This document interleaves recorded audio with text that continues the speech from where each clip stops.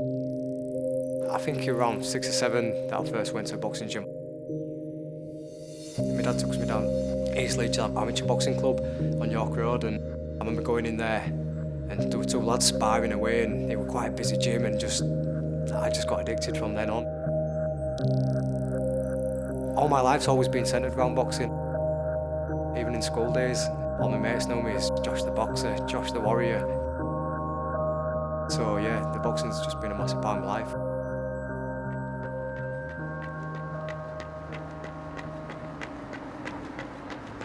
You're apprentice as a boxer coming through, fighting the journeymen and the fights to get rounds under your belt.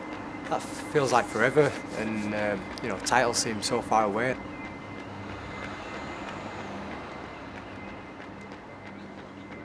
When I first turned professional, British title, that was my pinnacle, the Lord Lonsdale belt. I dreamt about that since being in high school. I'd tell my mates that I'd be a British champion. When I won that title, it was like I'd achieved my dream so early in my career. And I remember being home that night. I stayed up all night just like that. I'm British champion, but I kept thinking to myself, I'm not finished, I've done it already, but I've got more momentum, I've got more to give. I never set my sights out saying, I'm going to be a world champion, because I think I'd put too much pressure on myself.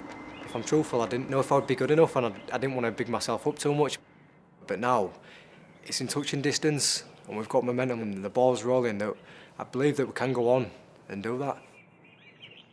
Always hung about streets of LS9, Eastern Park, Wybex, Rookwoods. Not the most glamorous of areas of Leeds, but it's home to me. I've been boxing since put gloves on really, so everyone knows what we're all about. I'd take my running trainers to school and they'd be, look, it's Josh. They'd be on school bus. I'd be running outside it trying to beat it home, 3 or 4 miles from where I live and where I went to high school. And like I say, we got to house parties, but I wouldn't get pestered to go. I wouldn't get forced because everybody knew what I was about.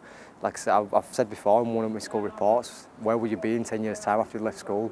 One lad put, Josh will be heavyweight champion at world. Not quite heavyweight, you know what I mean? But champion at world, I wouldn't mind being. But I love coming back home. I don't know if it's because it's where I grew up and whatnot, but this is my home, and I'm very proud to be from Leeds.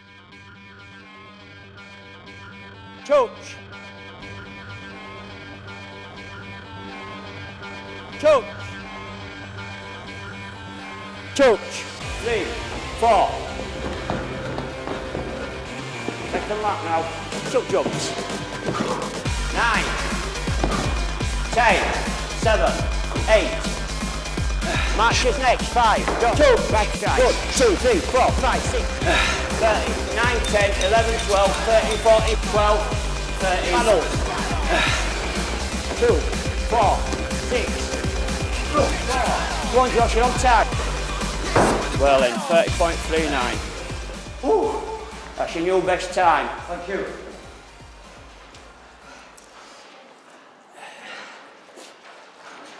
Sparring night before as well.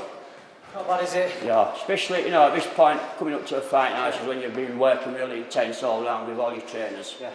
All the different aspects of training. You've been working really hard, and to come in and knock a second and a half off the circuit is really impressive. Thank you. Tougher than a fight, that. Tougher than a fight. This one's all about endurance, and everything's done to speed. No rest in between, straight through. And there's every part of the body you're working here. Arms, torso, legs, all gets worked hard, and you're going against time. So you're going against yourself. You could have a steady one, but you don't have to have a steady fight, do you? So, we try to go it full pelt every time, and every time we work, we try to beat us previous time, so working hard all the time. You're moving through your 3 different planes, turning on your axes. There's no better type of training for the boxer. You've got to be able to condition that body to be able to do it for 12 rounds, and that's what Josh is doing. It's about peaking for that one night, You spar all these rounds in gym, you do all these circuits, you do all these sessions.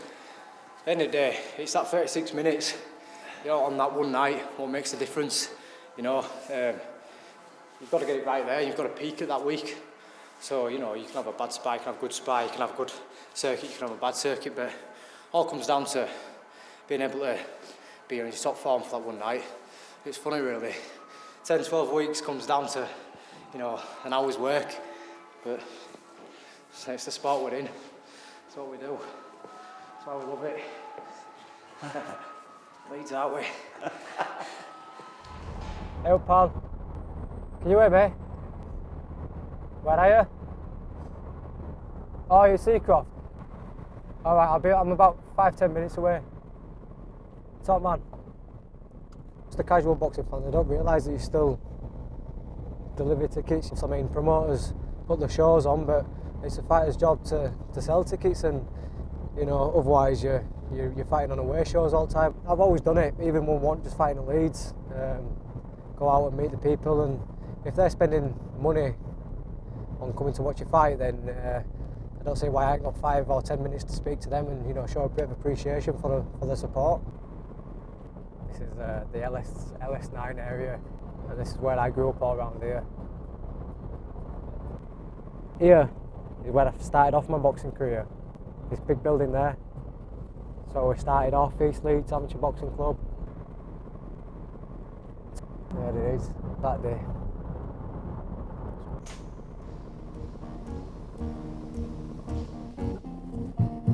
We like all sorts of music though, we have all sorts in gym. When I go down to gym, McDonald's gym, and do a bit of sparring with Jamie and Gav and Max Hughes, this was one of the tunes. They always have this album on, and grown quite accustomed to it. It's a nice little summer tune, cruising about in a little fiesta.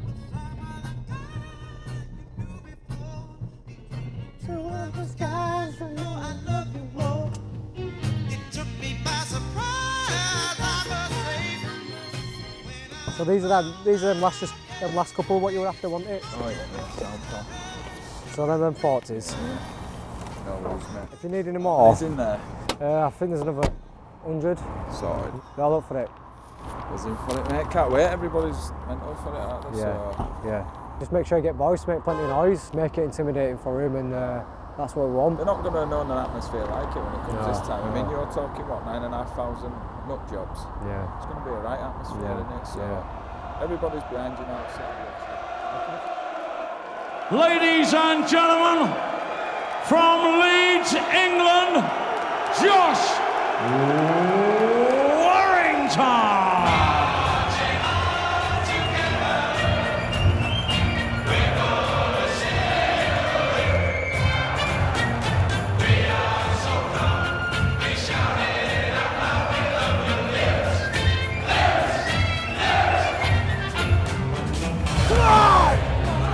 It was so noisy and people were diving off at seats and, you know, getting all excited. Favourite spot 105, everyone bouncing, going nutty, arms up in the air, everybody screaming, shouting your name. They're as up for it as I am. I think there's something in Leeds people that, you know, we create a lot of atmosphere, we create a lot of noise wherever we go, with rugby, with football, you know, we're a noisy bunch, and I think they're just getting behind one of their own. It's just a lad from the estate who's doing all right, and they're supporting us. Well, I don't suppose for 1 second this fella expected a nice warm ripple of applause to break out here in Leeds. But I wonder if he's prepared for quite how hostile this environment is going to be.